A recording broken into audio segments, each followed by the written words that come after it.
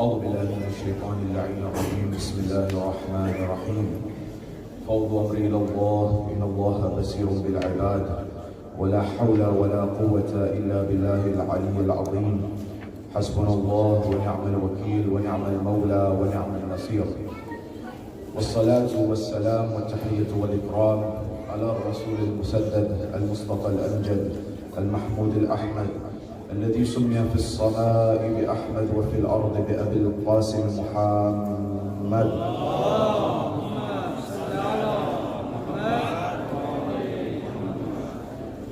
وعلى أهل بيت الطيبين الطاهرين المعصومين المظلومين المنتجبين الذين أذهب الله عنهم الرجس وطهرهم تطهيرا.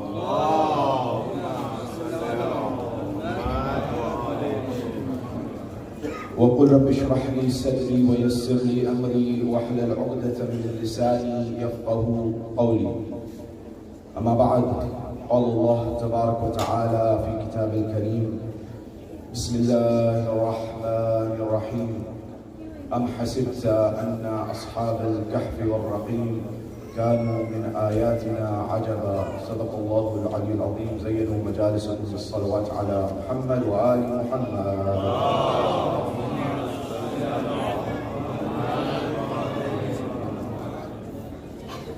My respected elders, brothers and sisters in Islam and Iman here in Melbourne or across the globe, wherever you're hearing my voice, Assalamu alaikum jameen wa rahmatullahi wa barakatuh.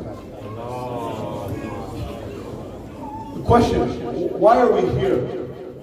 Dr. Michael H. Hart, in his book 100, The Most Influential People in History, he came forward and he listed out the most influential people that came in human civilization, in his opinion, based on his study of humans and the civilizations. And in this, he listed out people from 100 to 99 to 98, all the way down to the number 1. At that point in time, I want to share with you his research as an astrophysicist and a historian of the conclusion he came to. And he listed out 5 people as the top most influential amongst the 100 that he listed. And I am telling you the order of the 5 in reverse order, for counting down from 5 to 1. So the 5th most influential person, in his opinion, in the history of human beings, of Insan, he listed as Confucius. And he said that he was someone who was deeply influential in the world. Number 4 on the list, he listed Buddha as an individual who was extremely influential in the world. Number 3 on the list, he listed in humanity as the most influential person, Jesus Christ, Isa alayhi salam. Number 2 on his list of most influential people who have had the most impact in the history of humanity, he listed Isaac Newton, the physicist and mathematician. And number 1 on his list, he listed as the most influential person in the history of humanity as Muhammad Mustafa sallallahu alayhi wa sallam. When asked why did you list Muhammad? Of all the people that you could have listed, you could have put Jesus as number 1, you could have put anyone as number 1, you could have put a president, a historian, you could have put Buddha or Confucius as number 1. Why did you choose Muhammad? He gives an interesting answer. And Dr. Hart says, look, my decision to choose Muhammad as the most influential person in history is maybe surprising to some people. And although, to be fair, he has criticized Rasulullah in certain places, he's not given a blanket statement that he agrees with everything. But let's put that on the side for a second. He said, look, I don't have a choice really in terms of choosing who is the most influential person in the history of humanity because of the following. He said, every other person on this list, whether it is Confucius or Buddha or anyone else, or Jesus or Newton, every single one of them either brought one or the other to humanity, but not both. What? They either brought a spiritual system or a secular system, but not both. So he says, if you go down the list, let's go through our list. He says, number 5, Confucius, is known for his spiritual contributions to the world. If you go number 4 on the list, you'll find that Buddha is known for his spiritual contributions to the world. If you go to number 3 on the list, Jesus Christ, Hazrat Isa alayhi salam, is known as the person who is revered for his spiritual contribution to the world, the religion of Christianity, for example. He says number 2, which is interesting, he says Isaac Newton is known for his secular contribution to the world. That is, the mathematics and the physics. By the way, a side note, Newton was an adamant mawahid. He believed in one God. That is, to the point that at that time, at Cambridge University, where he was a professor, you had to be ordained as a priest, and you had to pledge allegiance, so to speak, to the Trinity, the Father, the Son, and the Holy Ghost.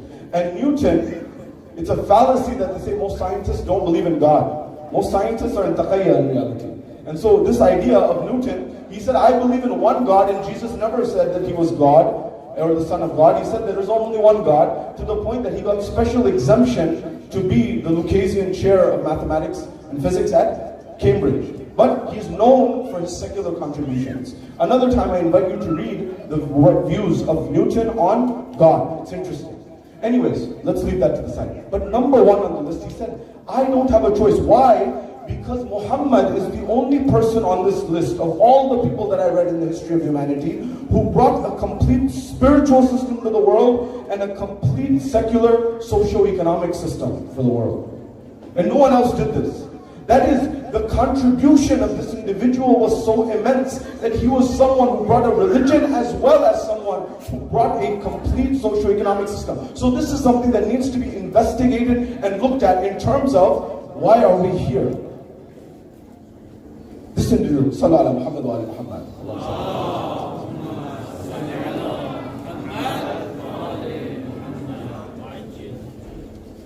اللهم صل على محمد وآل محمد.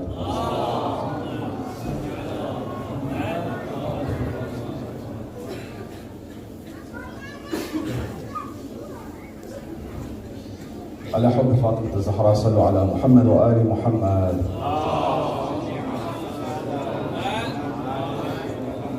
So the first element of the equation is this individual from a secular perspective. How do you explain to your friends, your family, those people who are your colleagues and your classmates who may not be Muslim, who may not be followers of Ahlul Bayt, who are these personalities and these individuals? First aspect, number one. Number two, this same Muhammad who gave the world a spiritual system, a socio-economic system of justice in the world, this same individual comes forward and says to the world, Hussainu minni wa ana minan Hussain.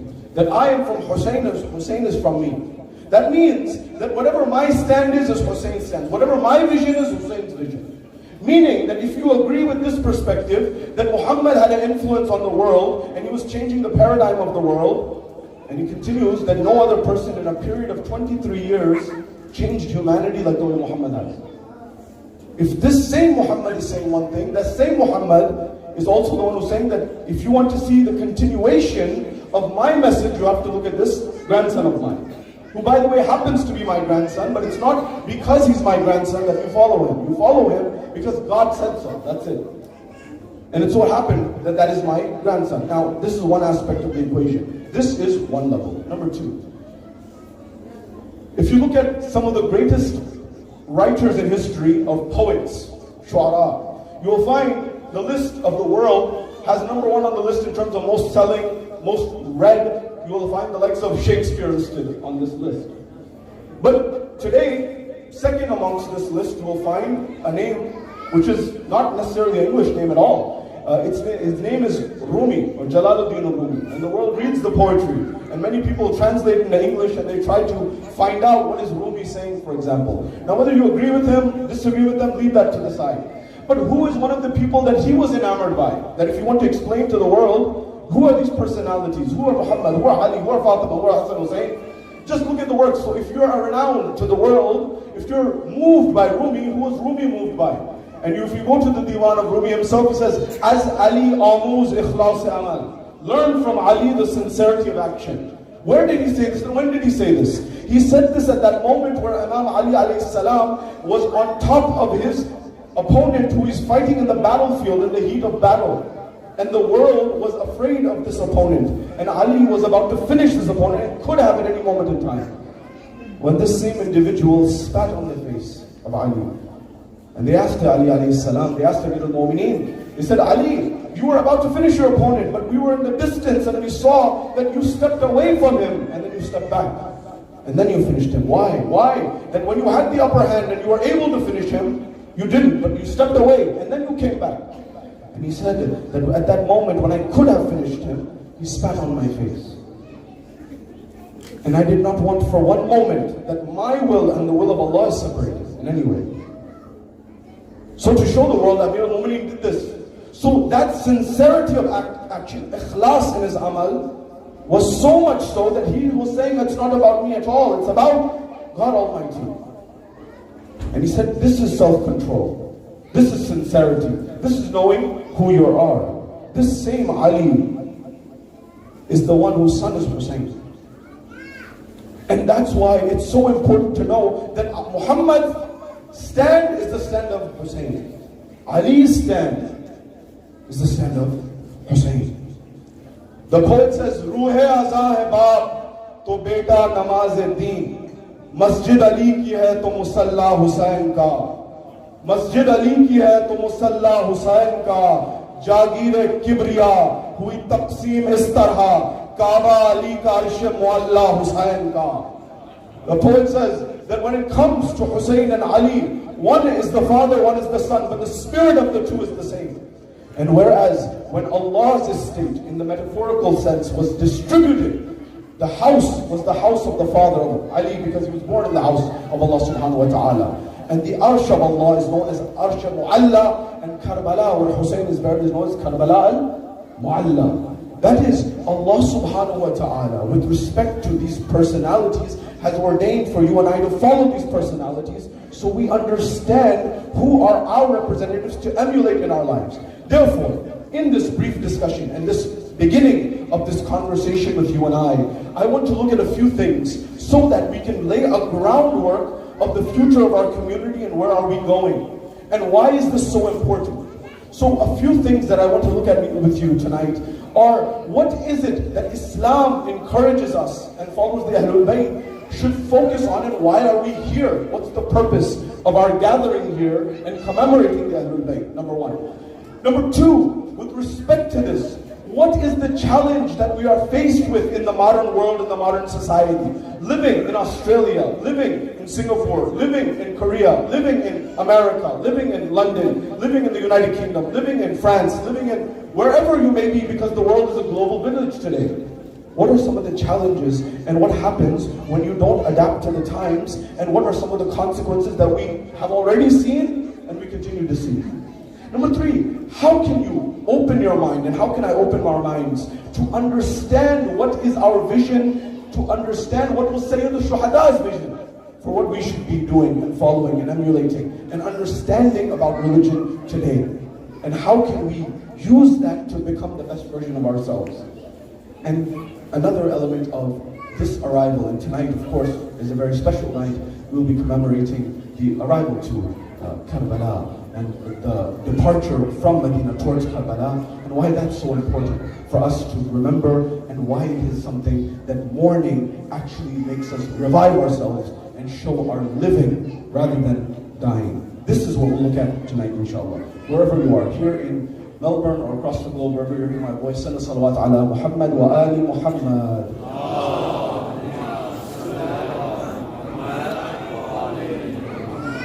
At the first level, the dynamics of the challenges that we're facing are quite clear to you, but I want to summarize some of those things in terms of what has the Quran and the Ahlul Bayt told us in terms of what is our focus and our methodology of how we proceed. Allow me to explain. If you want to understand the whole Quran, and we will be expanding and discussing the Quran extensively, inshallah, in the following nights. But the verse that I recited at the beginning is a verse from Surah Al-Kahf of the Holy Quran. And Allah subhanahu wa ta'ala says, أَمْ حَسِبْتَ أَنَّ أَصْحَابَ الْكَهْفِ وَالرَّقِيمِ كَانُوا مِنْ آيَاتِنَا عَجَبًا. Now this is a verse where Allah subhanahu wa ta'ala is inviting you and I to reflect from Surah Kahf. And it talks about this idea of Ashab al-Kahf. But there's another significance of this verse, and that is, according to the historians, when it comes to the movement of Karbala and Imam Hussain, Allah subhanahu wa ta'ala did not necessitate, He did not require, He did not mandate that Imam al-Hussain alayhi salam shows any mu'jiza or karamat apparently. That is, Imam Hussain could have finished the other army in a moment if he wanted to i'jaz of Imamah, but he didn't. He could have had water if he wanted in a moment, but he didn't. He could have had many things that he wanted, but he didn't. He could have had his companions come in a moment to Tayal Arz or something, but he didn't. There was this system that Allah has, and He stayed within that system. But there is one moment in particular. There were small karamat, small in my language, in your language, the karamat that the Ahlul Bayt showed here and there. But one of the mu'ajizat that was shown according to the ulama, and some of the most strict scholars have written this, and that is that when the Imam, his blessed head was in the Bazar of Kufa, he recited these verses from the spear of Surah Al-Kahf. Why did the Imam recite these verses? What is the lesson for you and I herein? What are the stories that are told in Ashab Al-Kahf that invite us to think? Why is it that Imam Hussain recited these verses, and what does it have to do with you and I? And how can we learn from it? You know, if you want to understand the whole Quran, the entire Quran is summarized in Surah Fatiha. The opening, 7 verses. Alhamdulillah Rabbil Alameen. The whole Quran is there. Now the reality is all of the Quran is an expansion of these verses. It elaborates on it. It fills up further than this. So if the Quran expands, it becomes the Quran over 6,000 verses. If it contracts, it becomes Surah Al-Hamd. But it goes further, as Amir al-Mu'mineen says, that all of the Quran is in Surah Fatiha. And all of Surah Fatiha is in the Bismillah of Surah Fatiha. And all of the Bismillah of Surah Fatiha is in the Ba of the Bismillah of Surah Fatiha. And all of the Ba is in the dot underneath the Ba. وَأَنَا النُّقْتَةُ تَحْتَ الْبَا. And I am that dot which is underneath the Ba. Sallu ala Muhammad wa ala Muhammad. At this point in time, what I want you to reflect on, these are when the Imam says something, it's not like you and I saying something. When you and I say something, maybe we may do some exaggeration. The Imam does not exaggerate. The Imam tells things exactly as they are, neither more nor less. And so when the Imam is saying this is something for us to reflect on, that there is this concept that if you want to understand the practicality of the religion, it comes through these personalities. And human nature is such that if you don't take the divine representatives that Allah sent as role models, human beings find their own role models. And whoever those role models will be, they will be less than perfect if they are not given by Allah. So that's why we follow these personalities. Now stay with me. There's a narration that is attributed to the 6th Imam as well as the 8th Imam. A man comes to the Imam, he says, Yabna Rasulullah, can you tell me the major sins? Can you tell me the ma'siyah al-kabira, gunah al-kabira, the major sins? So now, the people thought perhaps the Imam will list out a huge list of many, many things. And in this riwayah, although there's other riwayat and other narrations that detail other things, but I'm reading this directly from the Risala of Sistani, hafadhahullah, where he says, look, the Imam responded, if you want to know the major sins, they're the following. He said, there's 6 of them. Know them. So if you stay away from this, you can stay away from many big sins. You can help yourself. So Allah subhanahu wa ta'ala, we say in Surah Fatiha, اهدنا الصراط المستقيم صراط الذين أنعمت عليهم غير المغضوب عليهم ولا الضالين. Right? The path of those who you have blessed, guide us on that path. And not the path of those who have gone astray. So every time Allah tells us in the Quran or anything, a story, a narration of people good, we are saying, make us like those people, like Ibrahim, like Ismail, like Rasulullah, like Musa, like these people. Ya Allah, make us like them, like Khidr, like Luqman. Allow us to be like them. And then when Allah tells us about negative personalities, when Allah tells us about Fir'aun, or Harun, or Qaman, I should say. He's telling us about Fir'aun, Shaddad, Haman, Qarun. He's telling about these personalities. These are negative personalities. Stay away from them. Be like Musa. Be like Harun. These are good people. Musa, Moses in the Bible. Aaron is Harun. So he says, look, be like, there's positive personalities and negative personalities. Allah has told me both. Stay away from the negative, go towards the positive. And so this is one element that Allah is reminding you and I of. Now, when this person asked, sometimes he was expecting a very long answer. What are the major sins? What are the ma'siyah al-kabira? The Imam said there's 6, note them down. So 6. He was listening. So he said, number 1, shirk. major sin in the court of Allah. To associate anyone with Allah subhanahu wa ta'ala, major sin. Shirk has many forms. And the idea is, there is only Allah subhanahu wa ta'ala. Remember, before Islam, the Arabs believed in Allah, yes or no? The Arabs believed in Allah, believe it or not. But they also had 360 other idols that they believed in. Allah comes from the Arabic al-ilah, the deity. Al-ilah contracted became Allah. So they said, Muhammad, we have no problem with believing in Allah. We already believe in Allah. They had a problem with la ilah. There is no God except Allah. So Allah was the high God that they already believe in. They said, these are just our small gods.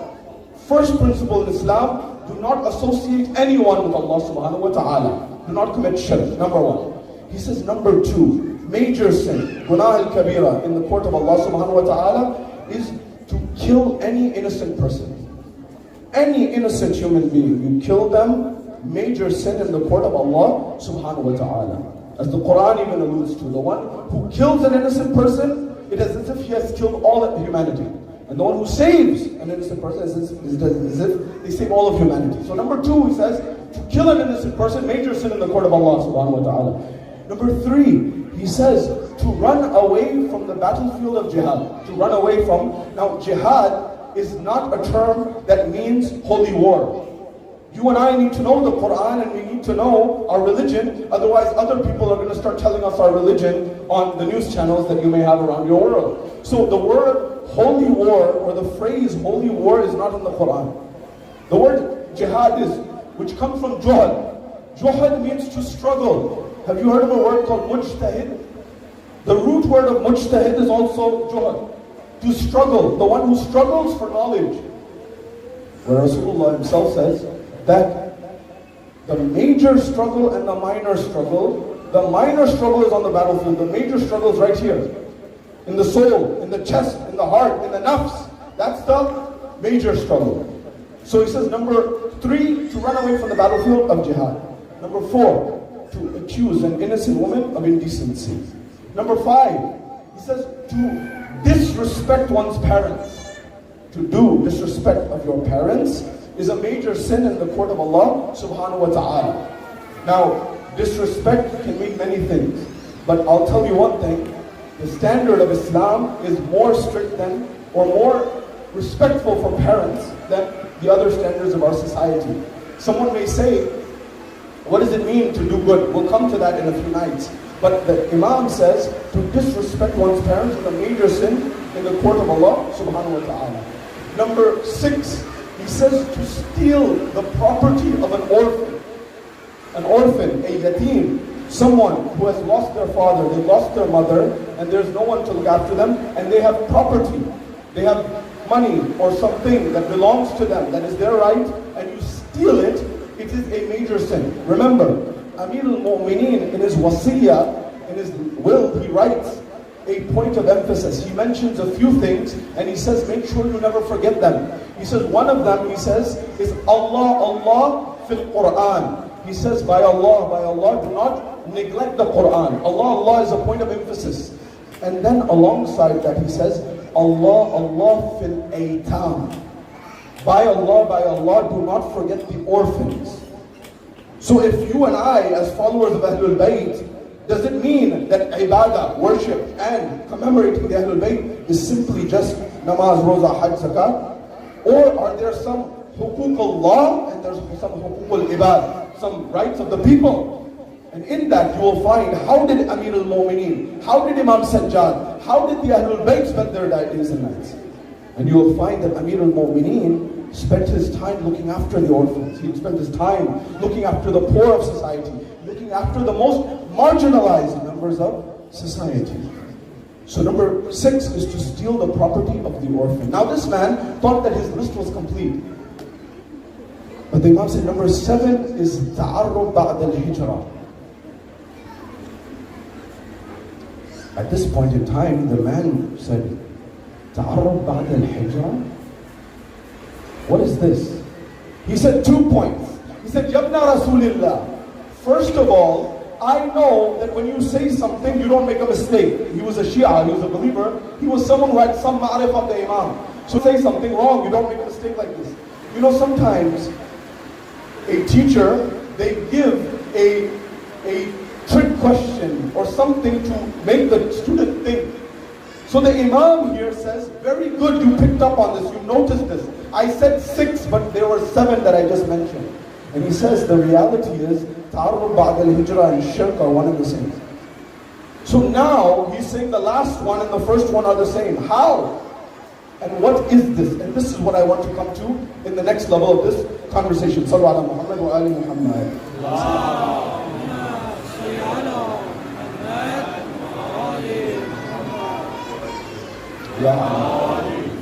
At the next level, Ta'arruf Ba'd al-Hijrah, and this is from the Risala of Sayyid Sistani, Abidullah, I would refer you to your own respective marja. He says that when it comes to this, what is this? Ta'arruf Ba'd al-Hijrah.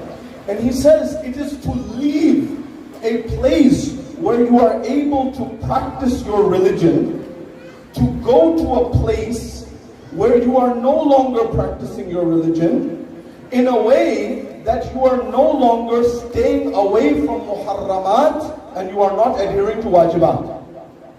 Meaning, you go from a place where you are able to practice your namaz, roza, hajj, zakat, all the likes, and you go to a place where you are now no longer able to practice it, and you are neglecting the wajibat, and you are not staying away from muharramat. This migration, this hijrah, is one of the major sins that the Imam has outlined. Now, stay with me and do not take a conclusion until we complete this conversation. Otherwise, you'll come out with the wrong understanding.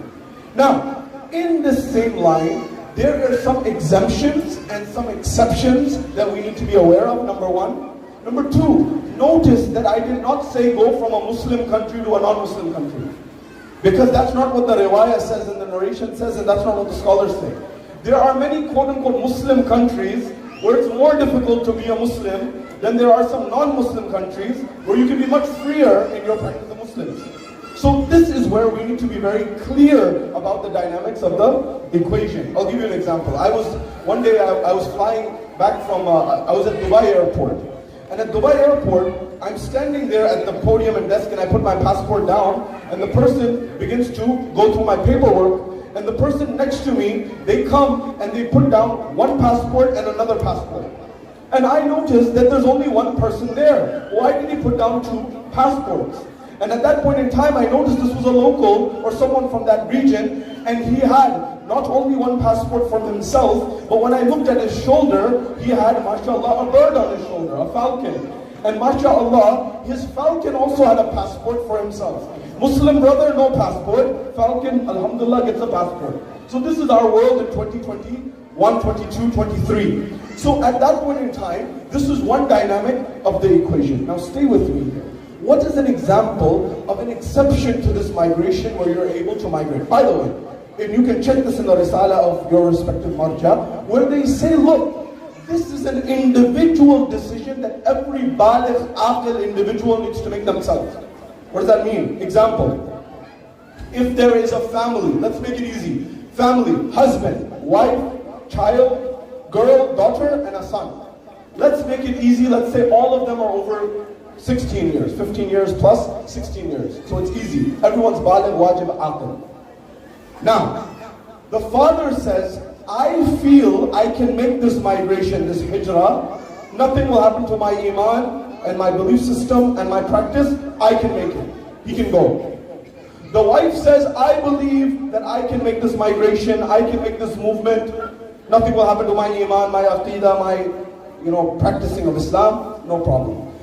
The daughter thinks that she will be fine as well. She believes her belief system is good. She can make the migration. She's allowed to make the migration. But the son, in this example, the son says, I don't know. I don't know if my belief system, I don't know if my practicing will be effective. I don't think I can make this migration, so he's supposed to stay back. Individual decision making. It's not that, the family is going. If you're baligh, wajib, aqil, you need to make your own decision in this work. Now stay with me here. Does this necessarily mean a Muslim country or not a Muslim country? Now stay with me. There's a riwayah in terms of this that also explains there is one condition in which one can actually make this migration, even if they have a threat and a worry that their iman could be affected. And that is when your life is on the line. If your life is on the line, you can migrate. For example, if you're in Afghanistan or Pakistan or some places, or for example, in parts of Iraq or parts of the Muslim world where Shias are targeted and they're killed, you are allowed to migrate, but only to the extent that your life is saved. Meaning what? It doesn't mean go to the CBD in Melbourne and go downtown, huh? It means you do to that extent that saves your life. Example, one of the best examples of a marja in the 21st century adhering to this principle is Sayyid Khomeini, rahmatullahi alayhi. Where he was exiled from Iran, where did he go? Where did he go first? France. Before France. Before that, where's the first place he went to? Turkey. He went to Turkey. When he went to Turkey, they said this person is causing a revolution, the people are coming. He went to a remote town and the people began to be so impacted by his spirituality. They said, sorry, but thanks, but no thanks. The Turkish government said we have to deport him. And then he went where? Where did he give the dars for 13 years? In Najaf. In Najaf, he gave dars, for example. And then eventually he went where? What did you say? France. When he went to France, was he saying, where's the Eiffel Tower? Where's Champs-Élysées? I want to go shopping. I want to go tourist. I want to go see where is everything. But he lived in a little chateau, a little villa that someone had given, and he would come out and he would give a statement to the public under a tree, and he would go out. By the way, it's not, Islam is not against travel. But what is the priority? This individual, this scholar, this alim showed us what is the priority. He said, I'm not allowed to live in the country I'm from. I've been exiled here and here and here, and I'm just trying to follow the rules and I'm trying to save my life. I'm not trying to ruffle the feathers, and I'm not trying to become a part of this society, because society is whatever it may be. Now, by the way, it does not necessarily mean that you and I need to investigate this more. But if a scholar of that caliber is saying that I need to be cautious, then maybe you and I need to be doubly cautious. Careful, careful. That doesn't mean any conclusion. Don't get a conclusion yet. Next level, riwayah from the 6th Imam. And then you can read this in the Risala as well. Look, a man comes, he says, his name was Hammad. Hammad al-Sindi, companion of the Imam, 6th Imam. He says, Yabna Rasulillah, I'm a businessman, I'm a tajir, I'm a trader, I'm an entrepreneur. I go and do business in Byzantium, in the Roman Empire, where they're not Muslims there.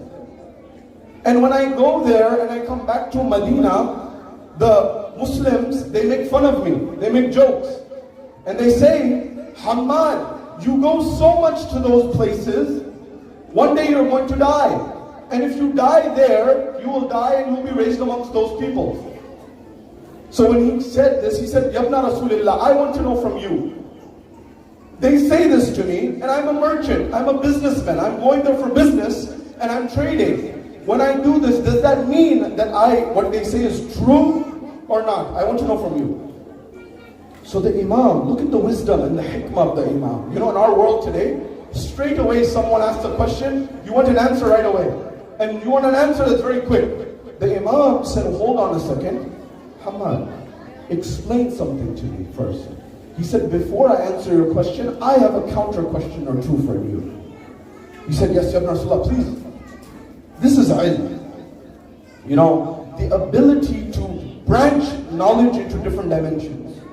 So he says, when you go to do business in Byzantium, in the Roman Empire, do you tell people about us? Do you tell people about the Quran? Do you tell people about the Ahlul Bayt? Do you tell them about us? He says, Bala ibn Rasulullah. Yes, when I go to Rome, when I go to Byzantium, I tell them about the Quran, I tell them about you, I tell them about everything. He said, very good, okay. He said, how about when you're here in Medina, do you tell people? He said, no, not when I'm in Medina. I don't tell people about Quran and Ahlul Bayt and things like that. Maybe Everyone's already Muslim at that point. He didn't feel the need to do so. So then the Imam says, then very well, based on this, if you go and do business in that land and you die in that land, Allah will raise you as a nation on your own on Yawm al-Qiyamah, on the Day of Judgment, and there will be nur in front of you. Qawm and ummah in Allah's definition and your definitions is not the same. Allah raised Ibrahim as a ummah on his own. Although there were many people who were disbelieving and fighting against Ibrahim, but Allah said Ibrahim himself is a one-man army, is a one-man nation. So he said similarly, the Imam says to him, look, if you die there in that state, then you will die with nur and light in front of you. Prerequisite is what? The principle we learn from this is what? Wherever you are in the world, from Australia to Canada to the United States to Russia to everywhere in between, if you are reminding the people of the Quran and the Ahlul Bayt and bringing up the zikr of Muhammad wa Ali Muhammad, you are doing a good thing and you are on the right path. But if you're not, you need to check yourself. But what's beautiful about this is, in a moment you can change yourself. Now, another third element that I need to discuss is, I'm not saying, and I hope no one gets this, that this means that you pack up your bags and you go somewhere else. For many people, that's not an option, number one. Number two, where are you going to go? Some of the quote-unquote Muslim countries are 10 times worse than the other countries. The world has become global. So the answer and the solution in these 10 nights, I'll tell you right now, is not to pack up and go anywhere. For people like me and many faces I see here, this is home, this is where we've been, this is where we've built up. And believe it or not, and this may shock you, but as much as you and I would like, I see people who are from different backgrounds here, from the Indian subcontinent, from Afghanistan, Pakistan, maybe India, or also Iran. But believe me, at home, at least Rasulullah, Imam Ali alayhi salam, believe it or not, they didn't speak Urdu at home. They didn't speak Farsi at home.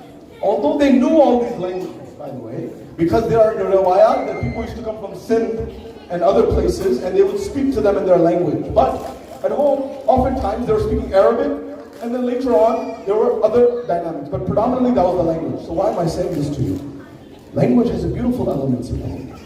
And one of the things that I want you to consider for a moment is your families, your ancestors, my ancestors, they weren't always in the parts of the world that they are today.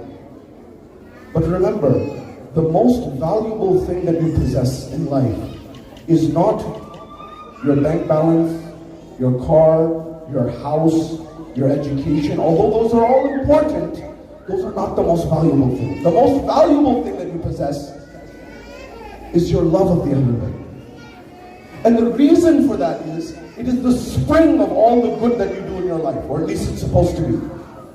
And what I mean by that is, you and many of your fathers and mothers and ancestors, you may have left loved ones back home, wherever you may have come from, but no matter what, you brought the love of Abu Abdullah in your heart, wherever you went. That's why the riwayah says, إِنَّ لِقَتْلِ الْحُسَيْنِ حَرَارَةً فِي قُلُوبِ الْمُؤْمِنِينَ. That verily, in the remembrance of Hussein, there is a fire that is in the hearts of the believers that never extinguishes. Keep that fire alive. So in the next few nights, our topic is what? Our topic is this: the eternal renaissance of the Hussaini movement. Karbala and the future of our community in the 21st century. And I will unpack and explain this over the next few nights about what do I mean. And what is it that Imam al-Hussein alayhi salam did in the 61st year of Hijrah, and now it's 1444 Hijrah, and till this day Islam is alive because of Imam Hussein alayhi salam. And I'll give proof and evidence from other scholars who are not from our school of thought, and what they said for us to understand this. But why? Why is this so important? I know that you may not be accustomed to this, and this style of maybe majalis may be new to you, but I want to explain to you what's happened in America and Canada and other parts of the world where we come from. And I want to understand from you also, what's your experience? True stories about what happens when we don't know our priorities and what we should be focusing on in our community. True story. I'll give you just two. Number one, this happened not that long ago in North America. Alim is sitting at his office desk in the masjid, in the Imam Bargah, in the Hussainiyah. He gets a knock on the door of the masjid, of the Imam Bargah, the Hussainiyah. He gets up from his desk, goes to the door. He opens the door. He does not see anyone there. It's the middle of the day. He doesn't see anyone. It's the morning. And he looks around. No one. He looks down. He notices a dead body. Dead body. He's standing there. What on earth is going on? Imagine you see someone there. He gets a call on his phone. He says, Shaykhana, Salaamu Alaikum. Wa Alaikum Salam. Did you see the dead body of the deceased? He said, yes, I'm in shock. What's going on here? Can you please explain? He said, yeah, that's my father, my dad. My father, he passed away this morning. I have to go to work. Can you please bury him for me? These are not fairy tales about what's going on. This is the reality of what's gone on and what's going on in our society right now. Number one. Number two, true story again in North America. Sayyid Shia family. Alim is visiting to recite majalis. The father passes away, he dies. And the alim is visiting. And he says that they bring the news. They say, Sayyid, this person has passed away. We need to go to the funeral home. We need to make the arrangements for the burial. We need to make sure that they get the proper arrangements for their ghusl and kafan and dafan. We need to make sure that it's wajibi kifai. We need to make sure. He said, yes, please, let's go. And so they get to the funeral home, and the son is there, who's coming from a Shia Sayyid family, and they say, Salaamu Alaikum, wa Alaikum Salam. He said, who are you? I'm the son. He said, your father passed away? He said, yes, condolences. We're very sorry for your loss. He said, I'm here to perform the respected rituals for your father, to pay the respects, to bury him. He said, to bury him? Yes, to give him ghusl, kafan, to put him in the ground, to give him the rights of a Muslim, of a believer. I'm here to do it. Let me know what I can do. I'm at service to you. He says, Sayyid, you don't need to worry about any of this. Don't worry, I'll take care of it. He said, what do you mean? Some other scholar came, he said, no. He said, I already signed the paperwork, documents, everything signed, finished, don't worry. He said, what do you mean? He said, I already signed the papers for my father to be cremated, burned. Don't worry. He says, look, I will pay out of my own pocket. Just please revoke this so that we can bury him properly. You cannot do this. He pleaded with him, he begged him, nothing worked. He said the documents are already signed, the work is done. Khalas. These are happening while you and I are breathing. This is not something that I'm saying 5, 10, 15 years ago. These have already happened 5, 10, 15 years ago. Now I'm not telling you to, for example, neglect what is where you have come from in the cultural dynamics. I'm just inviting you to think about what is the obstacle that we are facing, and how can we focus on the future of our community. At the same time, there are other narrations that they say that one element of the equation is shirk is the major sin in Allah's eyes. But there's a second sin, and that is لا تقنطوا من رحمة الله إن الله يغفر الذنوب جميعا. That do not lose hope in the mercy of Allah subhanahu wa ta'ala. Allah will forgive all those. That is meaning that it is a sin in Islam. It is a sin to lose hope in the mercy of Allah. It's the second sin after shirk. Meaning what? Allah does not want you to lose hope. I'm not telling you this to lose hope. I'm telling you this to understand we have a challenge in front of us, but that challenge is also an opportunity. Remember, how we see things and how the Ahlul Bayt, it's different. How Ibrahim saw a difficulty is actually sometimes and many times an opportunity. You don't see it that way. Any difficulty that comes in your life, Allah is trying to elevate you. Allah in the Quran says, Inna ma'al usri yusra. Verily with hardship comes ease. Not after.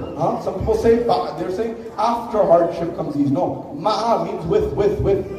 With hardship comes ease. And perhaps the best explanation that I've come across about how we see things and how the Ahlul Bayt see things is maybe different. There's a poet, and I'll translate. I will be reciting poetry in the next few nights in honor of the Ahlul Bayt, but I will try wherever possible to translate so no one gets lost according to the fray. And so we see Karbala, we see the difficulties of Imam Hussain, we see the water that was cut off, we see the brutality of what happened. And definitely it was a big challenge. But if you know the Quran, and you know the story of Adam, and he had to deal with his son Qabil killing Habil. If you know the story of Nuh, that he had to propagate and do tabligh for 950 years. The Quran says, Alf Sinin illa khamsina ama, 1,000 years less 50. Although he lived longer, but the Quran said this was the era of time where he did tabligh. You know, you and I, we give up after a day or two. Imagine 950 years doing your job. And then Allah delivered Noah. Or you go further than this and you go to the example of those people who came during the time of Ibrahim. Ibrahim gave every major test to the point that they made a fire and they threw him towards the fire. And Allah says, Allah says in the Quran, Ya naru kuni barda wa salamun ala Ibrahim. Oh fire, become cool and easy. By the way, this is Ibrahim's test, not yours and I's. If you and I, if Jibreel comes and says, Ibrahim, do you need my help? You take the help from Jibreel. You don't say this because Ibrahim's at a higher spiritual level. Same, you'll find Rasulullah. The same is true for Imam al-Hussain. Yes, it was difficult what Imam Hussain did. Yes, it was difficult to see the difficulty in the travesty, but he understood. And that's what we say in Ziyarat al-Warisa. As-salamu alayka ya waritha Adam, and all the prophets we go through. Because he stood. The movement of Hussain is not independent. The movement of Hussain is the same movement of Adam, of Nuh, of Ibrahim, of Musa, of Isa, of Rasulullah himself. That's why whenever you see a difficulty, the same way we may have difficulties here, notice that there's an opportunity. And so the poet who says this, he says, I wrote these lines in honor of Imam al-Hussain.